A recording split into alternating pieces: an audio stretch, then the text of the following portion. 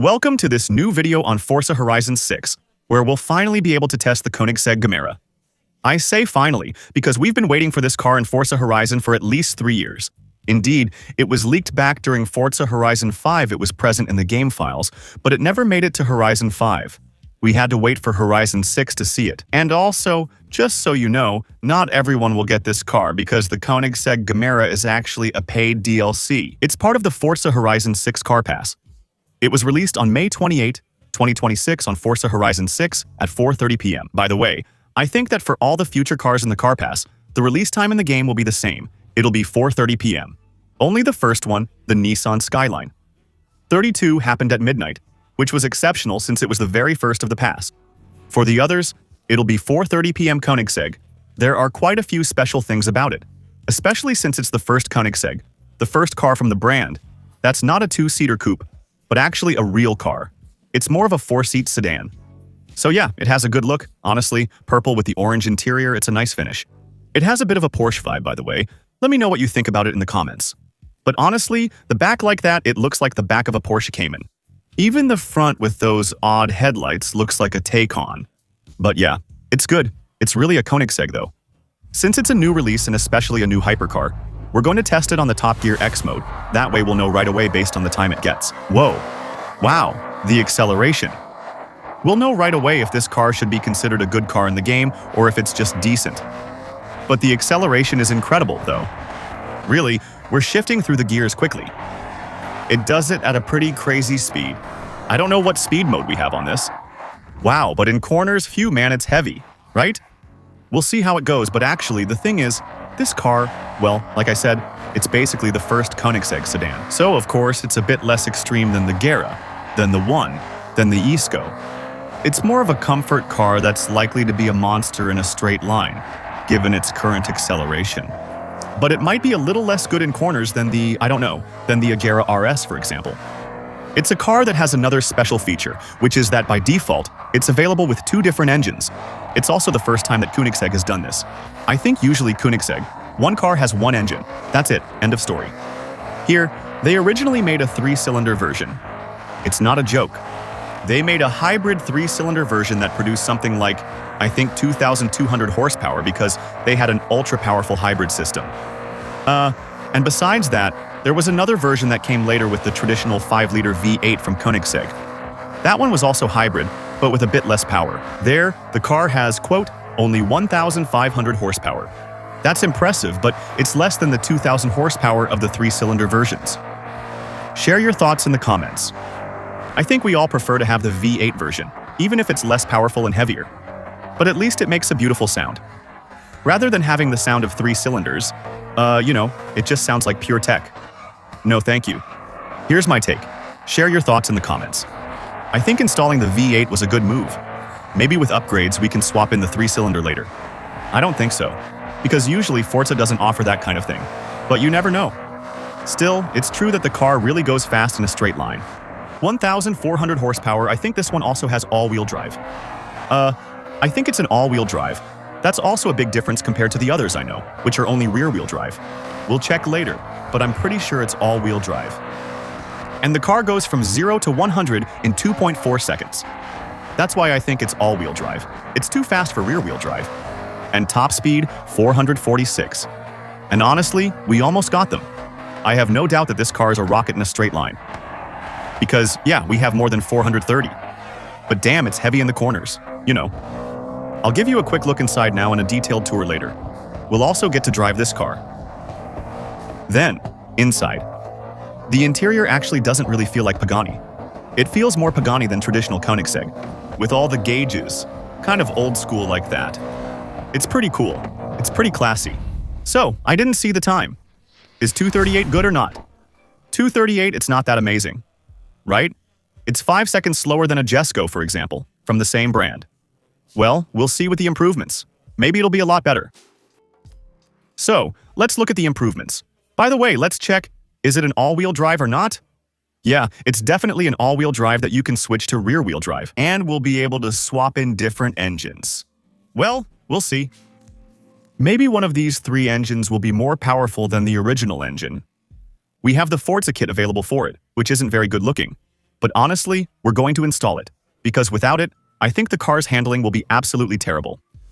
Yeah, alright, okay. Okay, well, we did well keeping that engine, so swapping it wouldn't make sense. We'll check because if there's no point in swapping it, we'll only do 2 runs with this car. The car moves up to X class. That already gives you a little idea that it's going to be a pretty wild car. Especially since we were on semi-slicks, so now with the full slicks, we'll have even better grip. We'll take a quick look at the swaps. But I think with 2,300 horsepower, it's going to be impossible to make it close. So, actually, I think they just put its normal power in the end. Because earlier, I was telling you V8 hybrid 1,500 horsepower. But I think that's just the non-hybrid part actually. I believe the V8 version is probably 2,300 horsepower. When you remove the restrictors and improve the car, it just returns to its normal power. The initial swap increases it to 1,050 horsepower. The second swap, which is another Koenigsegg swap, I think it's the 1,360 horsepower version. We'll check that out together. Blah. Well, after that, the sound also matters. But all the Koenigsegg V8s sound pretty similar, honestly. It's not going to change completely. 1,460 horsepower. Maybe 1,500 at full power. I don't know where this engine comes from. Maybe the 1 or something like that. Or, well, you'll tell me in the comments if you know. And finally, the 5.1-liter engine, which at full power makes 1,340 horsepower anyway. So clearly, if you want the maximum power, that's what we're aiming for here. Because we're trying to make the fastest car. First, check the original engine and remove the restrictors. With 2,300 horsepower going straight should be manageable. Well, here we go. It's the moment of truth. Did we wait 3 years for nothing? I say 3 years because, yeah, it's been 3 years since the car was leaked on Forza Horizon 6. Here you go. So, the acceleration, yeah, it's fine. Then, the handling. Wow, that's gonna be tough. It's going to be tough. The car turns weirdly, actually. Well, it turns, it's okay. It's weird, right? Super weird, this upgraded car is weird to drive. Like, it has a pretty insane grip. It doesn't look like it'll make it, but handles every turn amazingly. It's wild to drive. So, on the other hand, the acceleration, guys. What is this craziness again? Honestly, I think we're going to set a pretty wild lap time anyway. And even here, damn, we have a version, I don't know if it's hybrid, but I set it up mainly for good handling, not necessarily to optimize acceleration or top speed. So, I think we'll go test it later with the full top speed settings. I think it's going to be a rocket, guys. Because right now, what is this thing actually? It accelerates so much harder than the Jesco. And it also handles better. Because the Jesco, even with upgrades and a good handling setup, is still a total mess. And now, 460s. 460 with an aero setup, guys. So in my opinion, without the aero setup, this might be a car that can hit 500 kilometers. Let's test it out. Afterwards, just to see if it could make it. Stock, honestly, was almost a dud. Still, a sporty one. And now it's a rocket. It's fast, but I doubt it'll be the game's first truly great hypercar. It's true that in Horizon 6, none of the hypercars are really that great. Honestly, the best cars are mostly time attack cars. They're really track cars. Hypercars are mainly for showing off. But yeah, it's true that this one is still really powerful, let's be honest.